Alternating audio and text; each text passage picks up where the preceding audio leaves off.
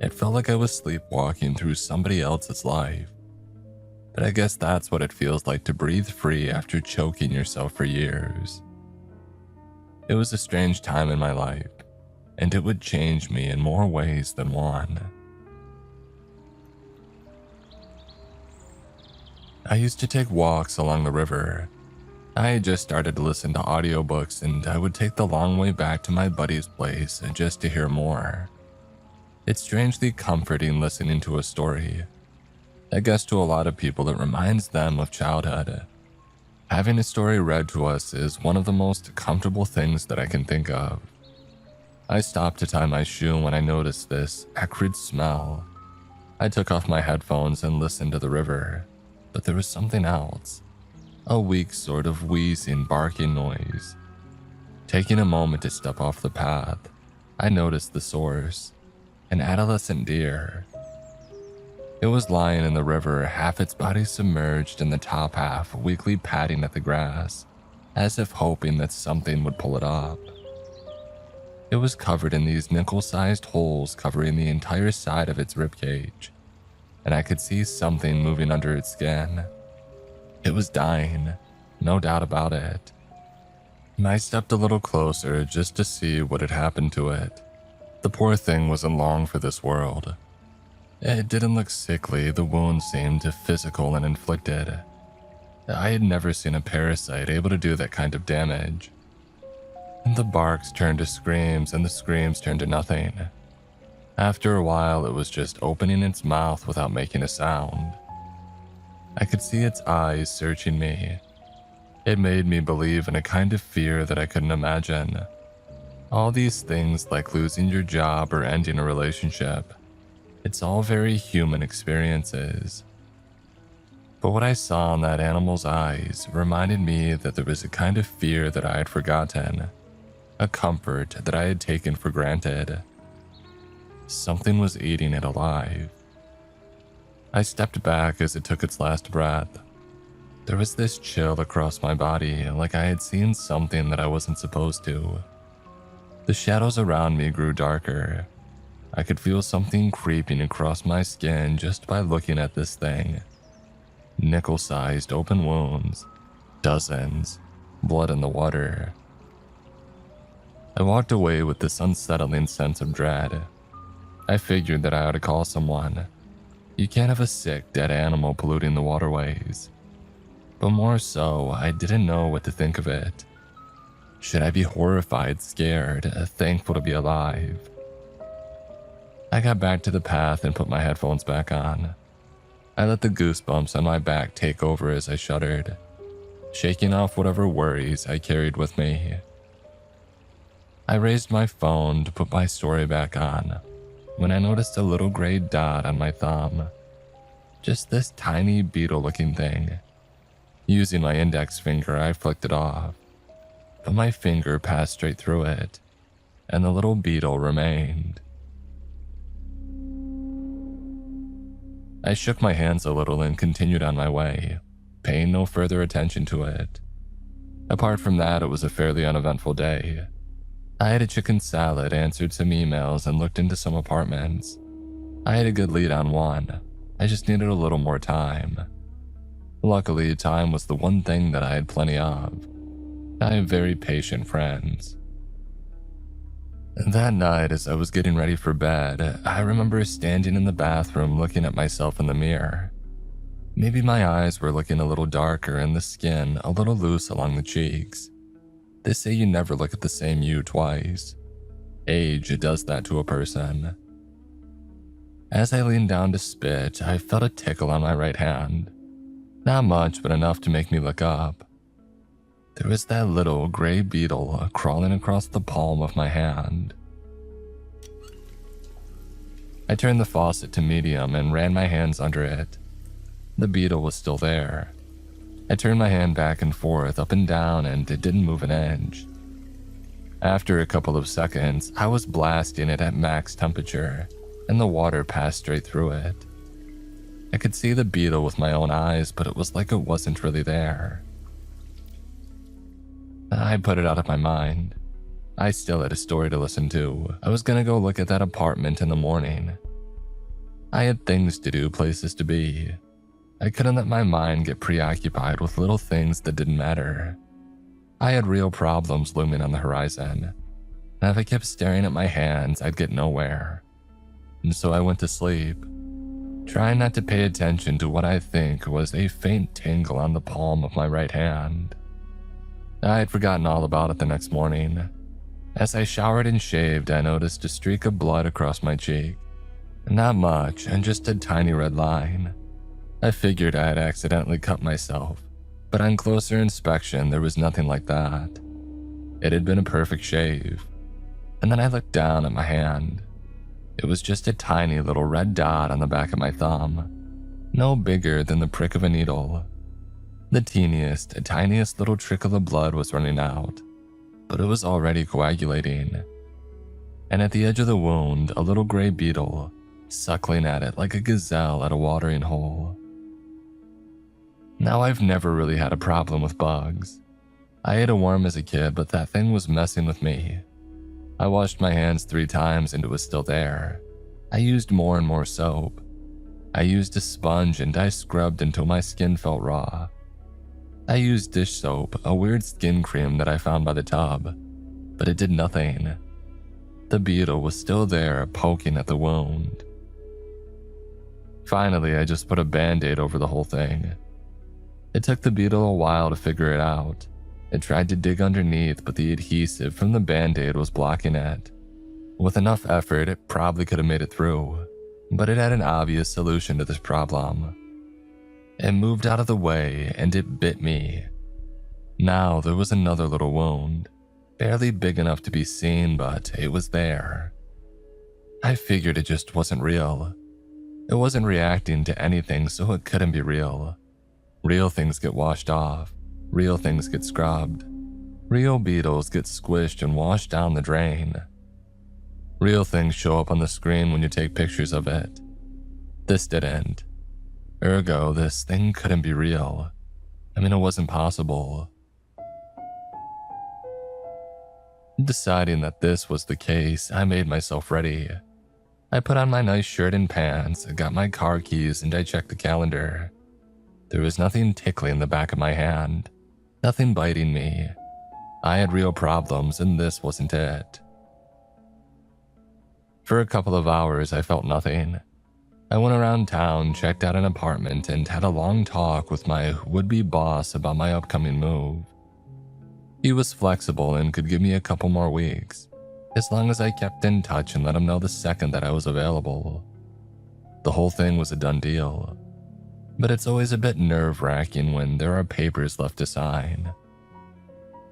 I went to see a guy about an apartment later that day. I got there in my fancy shirt trying to look the part of a confident buyer. I shook his hand and noticed him looking down. There was blood on his finger. He had accidentally touched one of my wounds. He looked up at me with this one expression of absolute disgust, like I had spat in his face.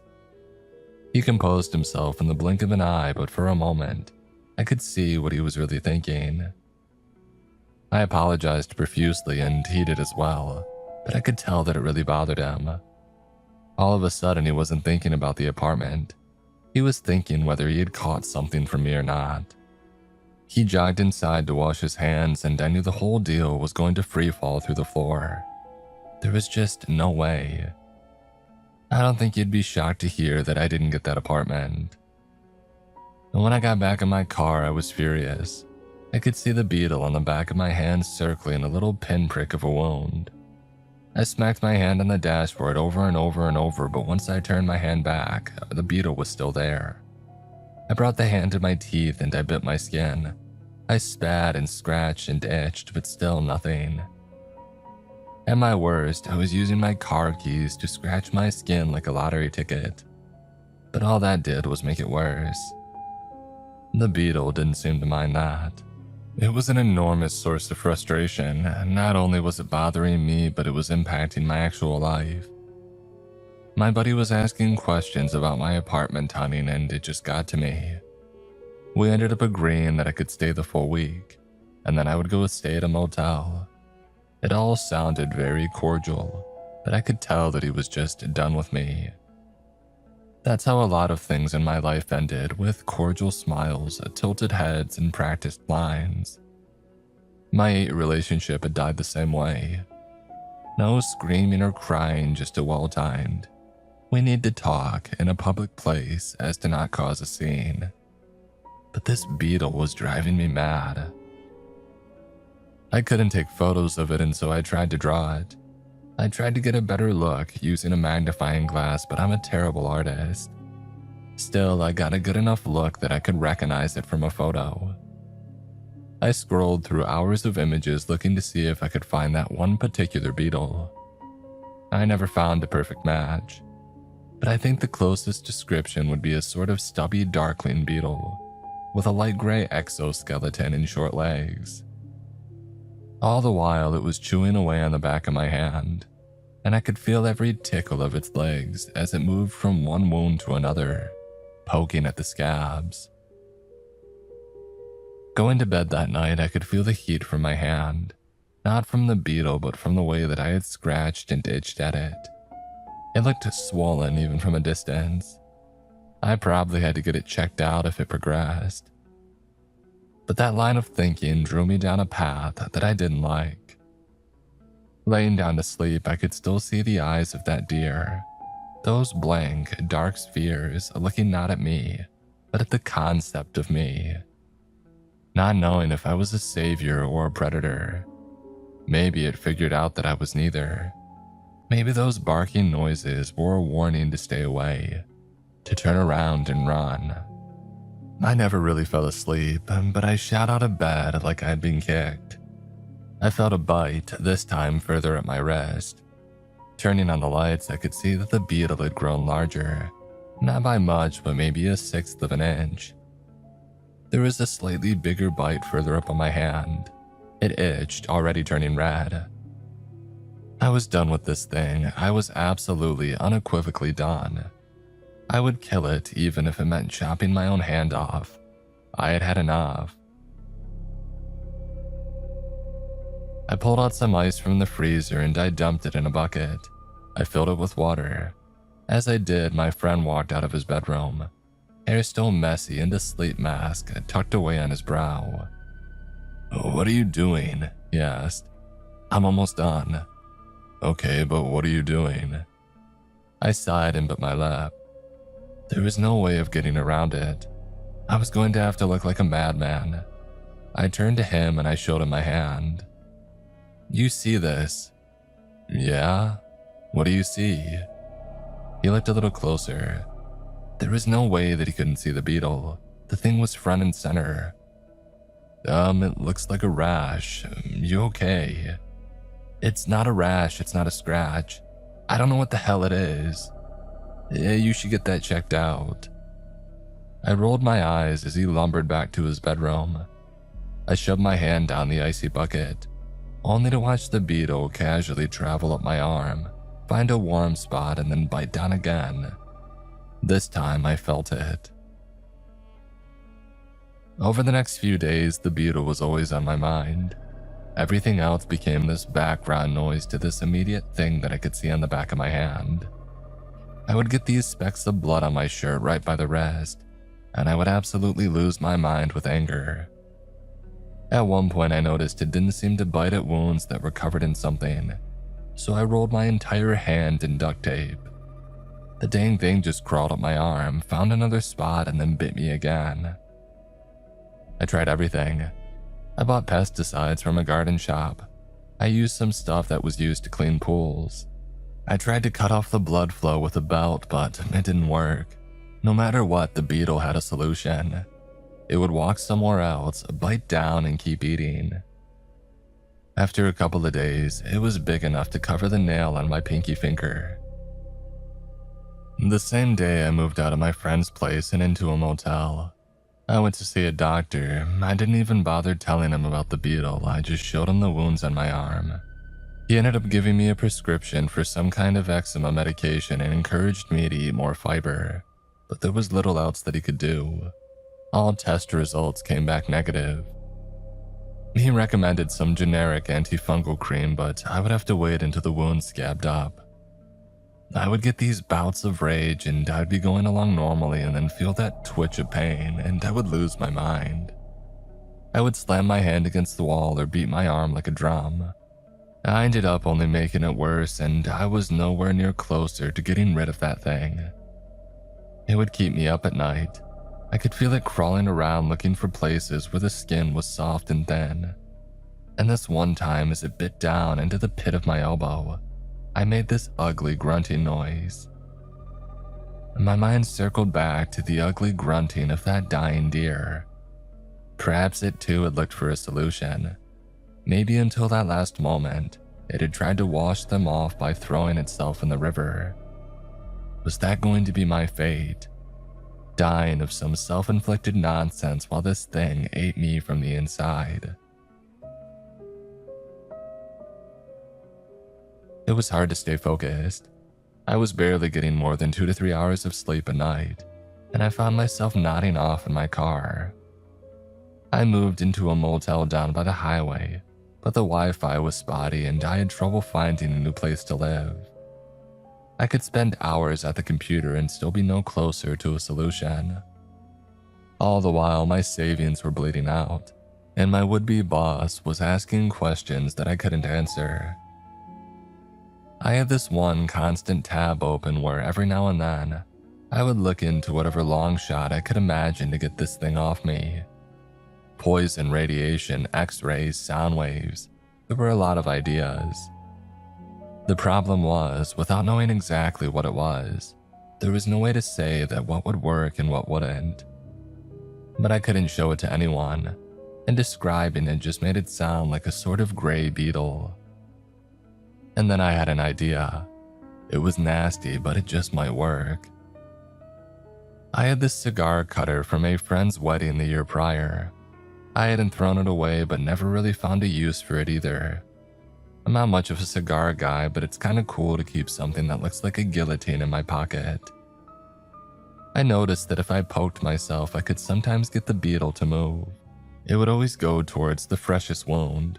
So little by little, I tricked it to go to the tippy top of my ring finger. I set the skin at the tip of my finger at the edge of the cigar cutter and I slammed down. It's not as dramatic as it sounds. It burned, but we're talking about a small patch of skin at the tip of my finger. The beetle tumbled off, rolling onto the floor. I backed away, holding my finger up triumphantly. And then it flew towards me. Turns out this thing had wings. I tried to smack it away, but it passed through my hand. I tried running, but it passed through the door. I got in my car and drove, and it slowly came crawling from the dashboard right back onto my hand, still bleeding from the top of my finger. As it bit a nerve, I pulled over. I was in the middle of nowhere by then, and I just stood there screaming for a solid minute. My voice, it must have echoed for miles. I drove around going numb from the pain. If all this effort was all I could do to slow it down a little, I was going to wear myself out. There had to be something else that I could do, anything. I experimented with a couple of things for a few days, changing my diet for one. I figured if this thing lived off of me, maybe changing what I ate could kill it. I tried a bunch of weird combinations, but nothing seemed to work. If anything, eating more fiber like the doctor had ordered seemed to make it more active. A couple of days passed and the beetle was growing. It could easily cover the nail of my ring finger, and I could feel the individual legs and the round mouth moving in and out as it bore into my flesh. The wounds had started to look like what I had seen on that deer, round and cavernous. And when you don't sleep, the days start to blend together. I would forget to answer emails and phone calls. Instead, I would just sit in my motel room hoping that housekeeping would come by to change the blood-stained sheets. I had begun wrapping my arm in a towel at night, but the wounds were getting big enough for the blood to soak right through. I was tired, exhausted really, and it was starting to show. Looking in the mirror really felt like looking at a different person. I stopped answering when my would-be boss called. I stopped asking when friends and family called.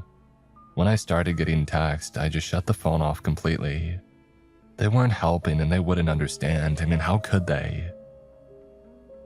I tried to get a video of the beetle biting me so that you could see the wounds opening. It took a few hours, but I got it eventually. It looked sort of weird, but not like a bite in the video.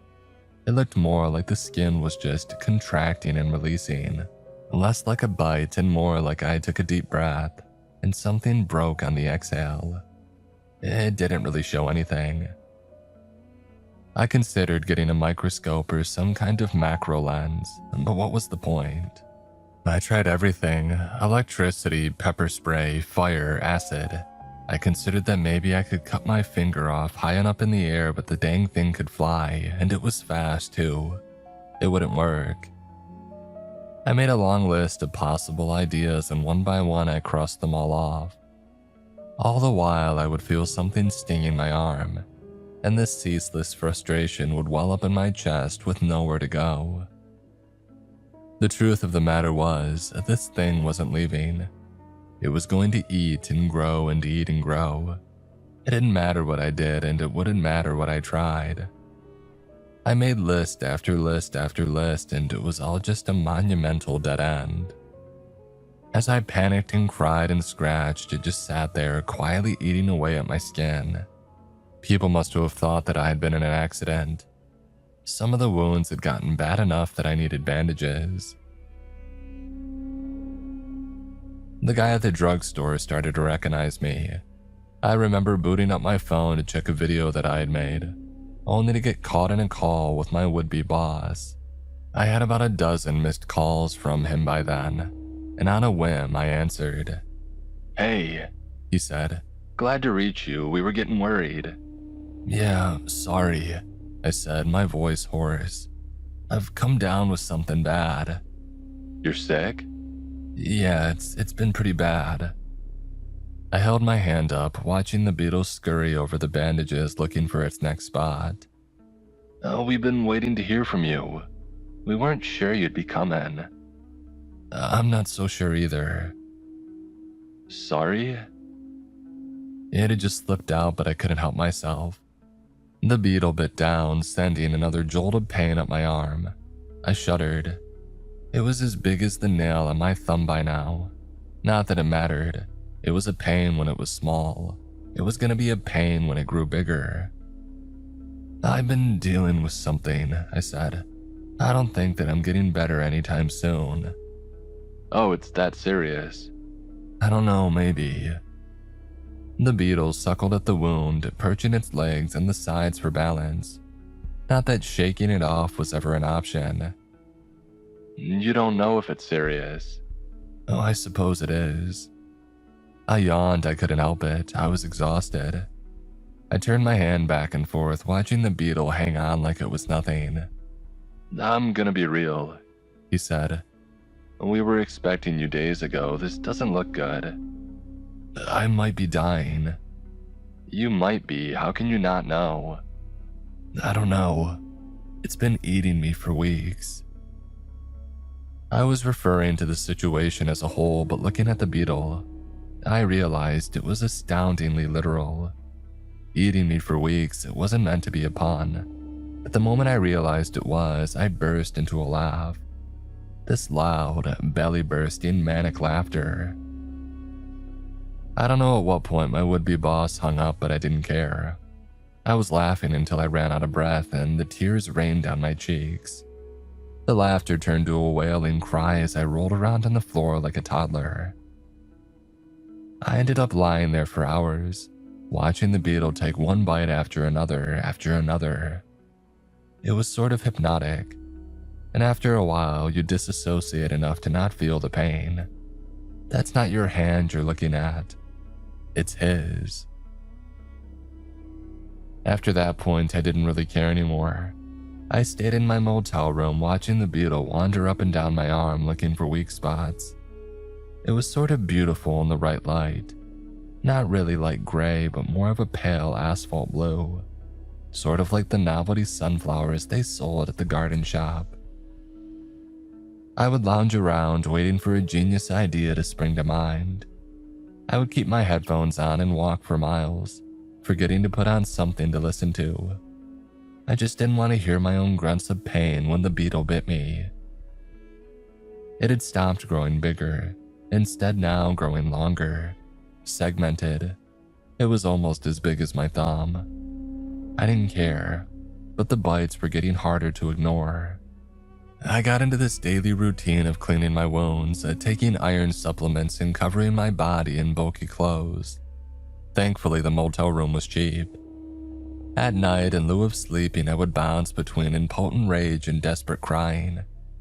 I would feel so sorry for myself, listing all the things that I wanted to do if I could get this thing off of me. All the while, it would just bite, chew, swallow, and repeat. Lying on the floor, I remember waking up from a strange rhythmic sound. I couldn't figure out where it came from. I turned on the lights and realized that I was shaking. The sound had been coming from me tapping the floor. I rushed to the bathroom. My mind was racing 100 ways at once, but they all funneled into this one contracting idea. I was dying. I saw my black eyes in the bathroom mirror, and it was like staring that deer in the face all over again. It had known that it was dying, and now I knew too. The pain got progressively worse.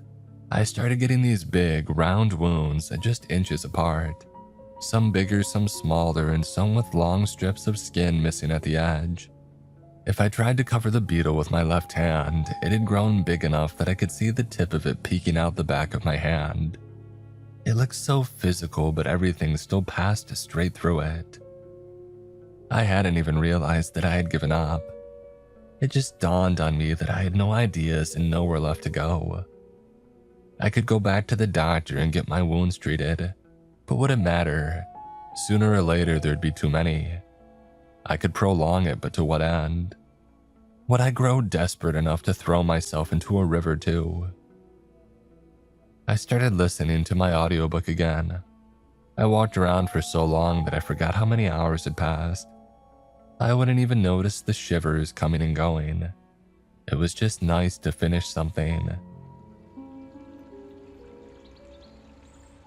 At the end of one of those walks, I remember sitting down on a park bench. At this point, I could feel every bite of the beetle. It was so frequent that it looked like I had the hiccups, sending my entire body into a spasm. I put on my headphones and dialed a number that I hadn't touched for some time. My ex-fiancée. We hadn't talked for weeks, and despite promising to be friends after an emotional breakup, it didn't take her long to pick up. She waited for me to speak first. Hey. Hey, you. You doing okay? Not bad, you. I looked down on my hand, watching the segmented creature scuttle around, finding the perfect angle to eat. I know we've talked about this, I said, ignoring the question. Why did we go this way? What do you mean? Why it was 8 years. We weren't getting anywhere with your job and my classes we keep, circling the same drain, year in and year out. I nodded. I had heard the same argument and even felt the same thing. It just seemed like a really long time ago. Is that such a big deal though? Jobs, classes, yeah, it matters, but for how long? Until I retire. Oh, that's a long way off. Yeah, but that's coming too. Jobs end, classes end, but we could still be around. She paused for a moment, letting out a sigh. I don't think we can. I nodded and we sat there for a moment, letting the silence stretch the distance between us a little further. I gave up after that point. I bought a whole bunch of gooseberries and just sat in the motel room eating them like it was a job. They're rich in fiber and one of my favorite berries. Given the way this thing has reacted to me eating more fiber, I figured I might as well make a good meal. I was coming to the realization that I wasn't going to be okay. My arm looked like a minefield and a couple of wounds were all the way down my shoulder blade. The thing scurried so fast from one point to another that I had trouble keeping track. If it wanted a particular spot, it would sometimes flutter from one point to another in a soundless burst of clattering wings. The fibers really kicked things into high gear. The thing got ravenous. I thought it was just a strange quirk at first, but it completely changed the way that it behaved. It stopped taking the occasional bite and started digging down in a frenzy, not moving from one spot to another, but instead focusing on this one particular hole in my shoulder, straight through nerve and tissue and muscle, to the point where the pain was so bad that I couldn't focus. I ended up on the floor of my motel room screaming and bleeding all over the carpet. The pain had been manageable when it was just the occasional bite, but now it wasn't stopping. It was eating and growing so fast that I could physically see it. Someone called the cops. I have this vague memory of a door opening and somebody screaming at me. Meanwhile, I'm seeing this creature the size of my hand scurrying back and forth over me, biting down and tossing its body around like a predatory death roll. Somebody was shouting, "We need an ambulance!"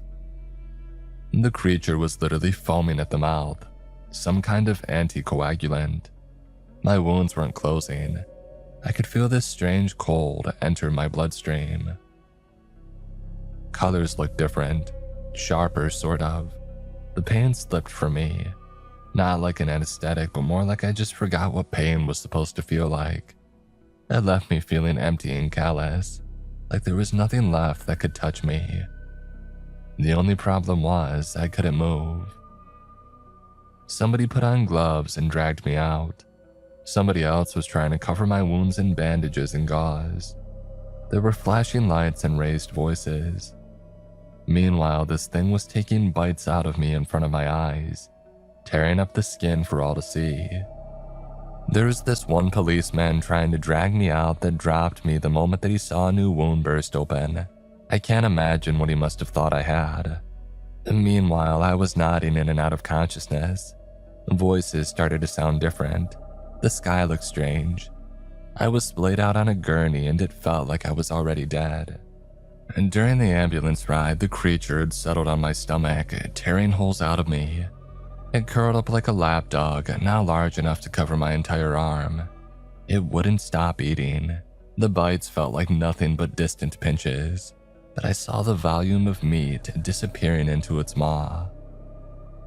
I looked one of the paramedics in the eye and realized that I was making a sound. With every bite, I was making this reactionary noise like a bark. I must have looked at them the same way that deer looked at me by the river. For the first time in a long time, I could see something of myself in another. More so than by looking in the river, we were both scared to death. I tried to speak, but the words didn't come out right. I tried to breathe, but the signals didn't reach my lungs. I was collapsing, shutting down. Little lights in the palace of my mind going out, one by one, as bite after bite took away some semblance of self. I was dying and I could barely feel it, but a part of you just knows. I don't know where my conscious thoughts ended and something else began, but I remember swirling colors and strange voices. Bright lights passing by, maybe streetlights. A sky with strange moons and people talking in unusual languages. Somewhere in the haze of expressions, little undercurrents of things that I never got to experience. Things that I don't know I missed. Eating ice cream, having a fragrant bath. And then one bite struck a nerve on my neck and I passed out. There were little flashes of life here and there, like a light swinging back and forth in my mind. In one moment, I'm being rolled into the emergency room, and then somebody is holding up my hand and looking for a pulse. And that thing, the beetle, curled up on my lap in a spiral. Had it stopped eating? The next time I opened my eyes, it was dark. There were machines and wires and cables.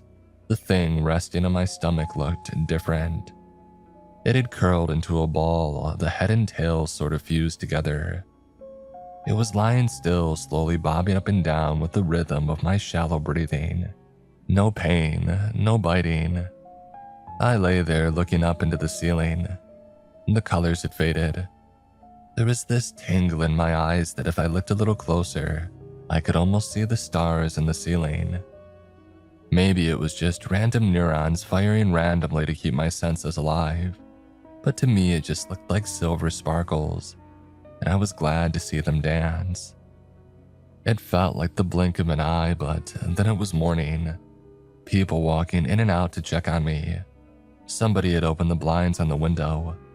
The creature looked different as a light blue mold had crept over it, and then it cracked open.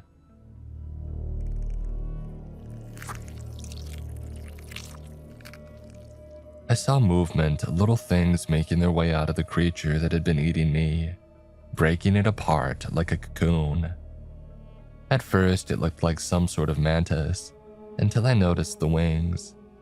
They unfurled, stretching out one by one and testing their tensile strength. There were about 7 of them in total, just these little red, white, and black things covered in gray hairs. Butterflies. They didn't stay long. They polished themselves off and took to the sky, passing straight through the window pane and into the world beyond.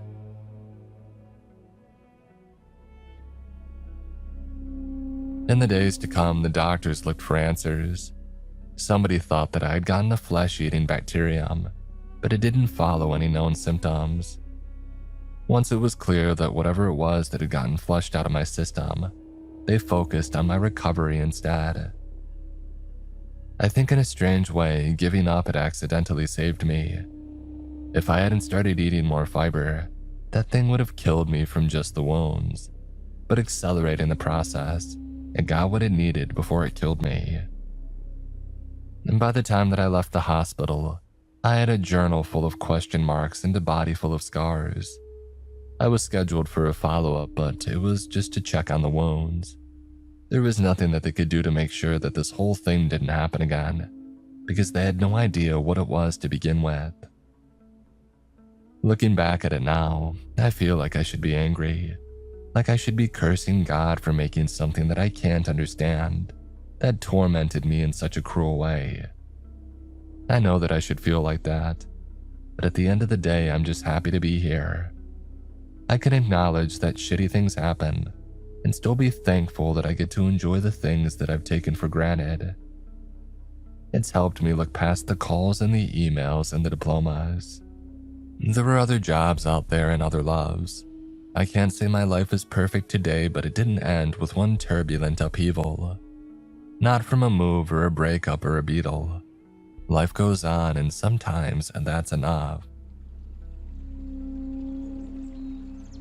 Sometimes on my way home, I take the long route.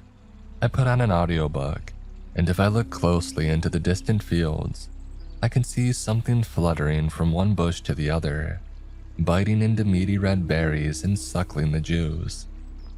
Little gray butterflies with red, white, and black wings that only I can see.